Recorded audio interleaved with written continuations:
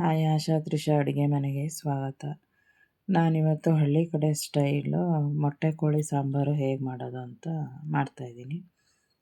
ಅದಕ್ಕೆ 1 ಟೊಮಟೊ, 2 ಈರುಳ್ಳಿ, 2 ಬೆಳ್ಳುಳ್ಳಿ, 1 ಇಂಚು ಶುಂಠಿ, ಸ್ವಲ್ಪ ಪುದೀನ, ಸ್ವಲ್ಪ ಕೊತ್ತಂಬರಿ ಸೊಪ್ಪು ಎಲ್ಲ ಕಟ್ ಮಾಡಿ ರೆಡಿ ಮಾಡಿ ಇಟ್ಕೊಂಡಿದ್ದೀನಿ. ಈಗ ಮಿಕ್ಸಿ ಜಾರಿಗೆ ಹಾಕೋತಾ ಇದ್ದೀನಿ. ಈರುಳ್ಳಿ, ಟೊಮಾಟೊ, ಪುದೀನ, ಕೊತ್ತಂಬರಿ ಸೊಪ್ಪು, ಬೆಳ್ಳುಳ್ಳಿ, ಶುಂಠಿ, ಸ್ವಲ್ಪ ರುಬ್ಕೊಳ್ಳೋಕ್ಕೆ ಅರಿಶಿನ ಪುಡಿನ ಹಾಕ್ಕೊತಾ ಇದ್ದೀನಿ. ಅರಿಶಿನ ಹಾಕಿ ಸ್ವಲ್ಪ ನೀರು ಹಾಕಿ ಚೆನ್ನಾಗಿ ಮಿಕ್ಸಿಲಿ ಪೇಸ್ಟ್ ಮಾಡ್ಕೊತಾ ಇದ್ದೀನಿ. ಕೆಲವರು ಒಟ್ಟಿಗೆ ಹಾಕೊಂಡು ರುಬ್ಕೋತಾರೆ. ಹಳ್ಳಿ ಕಡೆ ನಾನು ನೋಡಿದ್ದೀನಿ, ಎಲ್ಲ ಖಾರ ಮಸಾಲೆ ಎಲ್ಲ ಒಟ್ಟಿಗೆ ಹಾಕ್ತಾರೆ. ನಾನಿಲ್ಲಿ ಎರಡು ಥರ ಬೇರೆ ಬೇರೆ ರುಬ್ಬಿ ಮಾಡ್ತಾಯಿದ್ದೀನಿ. ಇಲ್ಲಿ ಕುಕ್ಕರ್ಗೆ ಎಣ್ಣೆ ಹಾಕಿದ್ದೀನಿ. ಎಣ್ಣೆ, ಪುದೀನ ಹಾಕಿದ್ದೀನಿ, ಅರಿಶಿನ ಪುಡಿ, ಒಗ್ಗರಣೆಗೆ ಸ್ವಲ್ಪ ಅರಿಶಿನ ಹಾಕೋತೀನಿ.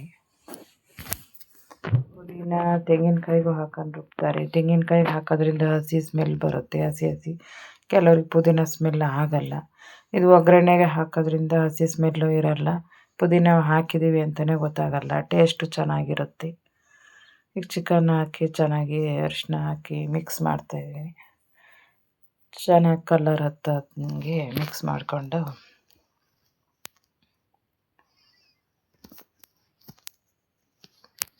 ಒಂದು 5 ನಿಮಿಷ ಎಣ್ಣೆಯಲ್ಲಿ ಚೆನ್ನಾಗಿ ಫ್ರೈ ಆಗಲಿ. ಎಣ್ಣೆಯಲ್ಲಿ ಸ್ವಲ್ಪ ಹೊತ್ತು ಫ್ರೈ ಮಾಡೋದ್ರಿಂದ ಬೇಗ ಬೇಯುತ್ತೆ ಚಿಕನ್. ಸ್ವಲ್ಪ ಉಪ್ಪು ಹಾಕಿ ಸ್ವಲ್ಪ ನೀರು ಬಿಡುತ್ತೆ. ಅದೇ ಒಂದು 5 ನಿಮಿಷ ಮುಚ್ಚಿಟ್ರೆ ಈ ಥರ ಚೆನ್ನಾಗಿ ಸ್ವಲ್ಪ ನೀರು ಬಿಡುತ್ತೆ, ಚೆನ್ನಾಗಿ ಫ್ರೈ ಆಗುತ್ತೆ. ವಿಷಲ್ ಹಾಕಿಸ್ದಾಗ ಬೇಗ ಬೇಯುತ್ತೆ. ನಾನು ಇದಕ್ಕೆ ರುಬ್ಬಿರೋ ಮಸಾಲೆ ಹಾಕ್ತಾಯಿದ್ದೀನಿ. ಈಗ ಸ್ವಲ್ಪ ಜಾರಿಗೆ ನೀರು ಹಾಕಿ, ಚಿಕನ್ ಎಷ್ಟಿರುತ್ತೆ ಅದರ ಸಮಕ್ಕೆ ಸ್ವಲ್ಪ ನೀರು ಹಾಕಿ ಅದೇ ಲೆವೆಲ್ಲಿಗೆ ಒಂದು 20 ನಿಮಿಷ, ಒಂದು ಅರ್ಧ ಗಂಟೆ ಈರುಳ್ಳಿ ಮಸಾಲೆಯಲ್ಲೇ ಬೇಯೋದ್ರಿಂದ, ಶುಂಠಿ ಬೆಳ್ಳುಳ್ಳಿ ಮಸಾಲೆ ಎಲ್ಲ ಹಾಕಿರೋದ್ರಿಂದ ಅದು ಚೆನ್ನಾಗಿ ಮಸಾಲೆ ಹಿಡಿಯುತ್ತೆ. ಒಂದು 20 ನಿಮಿಷನಾದ್ರು ಬೇಯಿಸ್ಬೋದು, ಅರ್ಧ ಗಂಟೆನಾದ್ರು ಬೇಯಿಸ್ಬೋದು. ನಾನಿಲ್ಲಿ ಜಾಸ್ತಿ ಹೊತ್ತೇ ಬೇಯಿಸ್ತಾಯಿದ್ದೀನಿ, ಒಂದು ಅರ್ಧ ಗಂಟೆ ಬೇಯಿಸ್ಕೊಂಡಿದ್ದೀನಿ. ಚೆನ್ನಾಗಿ ಮಸಾಲೆ ಹತ್ತಿದ್ರೆ ಚೆನ್ನಾಗಿರುತ್ತೆ ಅಂತ. ಇಲ್ಲಿ ಒಂದು ಭಾಗ ತೆಂಗಿನಕಾಯಿ, ಅದಕ್ಕೆ ಸ್ವಲ್ಪ ಕಡಲೆ, 1-2 ಚಕ್ಕೆ, ಲವಂಗ ಎಲ್ಲ ಜಾಸ್ತಿ ಯೂಸ್ ಮಾಡಲ್ಲ. ಅಂದರೆ ಸಾಂಬಾರು ಪೌಡರ್ಗೆ, ಮಸಾಲೆ ಪೌಡರ್ಗೆ ಹಾಕಿರ್ತೀವಿ ಅಂತ 2 ಲವಂಗ ಹಾಕ್ತಾಯಿದ್ದೀನಿ. 1-2 ಪೀಸ್ ಚಕ್ಕೆ, 1 ಸ್ಪೂನ್ ಖಾರ ಪುಡಿ, 1-2 ಸ್ಪೂನು ಸಾಂಬಾರು ಪುಡಿ, 2-2.5 ಸ್ಪೂನ್. ನೀವು ಸಾಂಬಾರು ಎಷ್ಟು ಮಾಡ್ತೀರಿ ಅದ್ರ ಮೇಲೆ ಡಿಪೆಂಡ್ ಆಗುತ್ತೆ. ಮಸಾಲೆ ರುಬ್ಬಿರೋ ಚೆನ್ನಾಗಿ ಮಿಕ್ಸಿಗೆ ಹಾಕೊಂಡು ಚೆನ್ನಾಗಿ ರುಬ್ಕೊಂಡಿದ್ದೀನಿ. ಮಸಾಲೆ ಹಾಕಿ ಸ್ವಲ್ಪ ಕುದಿ ಬರಲಿ. ಈಗ ಸ್ವಲ್ಪ ತೆಳುಗೆ ಇದ್ದರೆ ಪರವಾಗಿಲ್ಲ, ಚೆನ್ನಾಗಿ ಕುದ್ದು ಬೆಂದಾದಮೇಲೆ ಅದು ಗಟ್ಟಿ ಬರುತ್ತೆ. ನಾನಿವತ್ತು ಇದಕ್ಕೆ ಚಿಲ್ಕ ಅವರೆಕಾಳು ಹಾಕಿ ಮಾಡಬೇಕು ಅಂತ ಮಾಡ್ತಾಯಿದ್ದೀನಿ.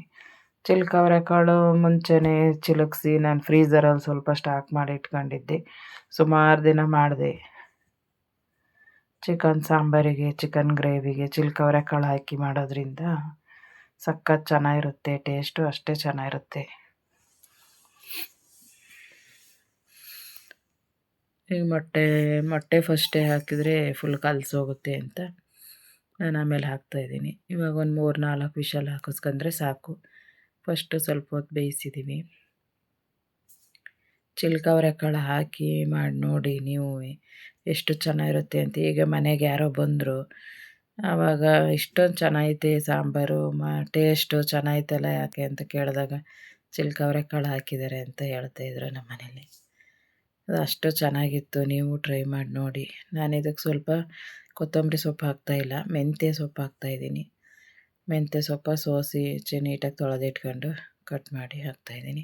ಮೆಂತ್ಯ ಸೊಪ್ಪು ಹಾಕಿದ್ಮೇಲೆ ಒಂದು 2 ನಿಮಿಷ ಕುದೀಲಿ ಚೆನ್ನಾಗಿ. ಸ್ಟವ್ ಮೇಲೆ ಇಟ್ಟು ಚೆನ್ನಾಗಿ ಕುದಿ ಬಂದಮೇಲೆ ಈಗ ಸಾಂಬಾರು ಚೆನ್ನಾಗಿ ರೆಡಿಯಾಗಿದೆ.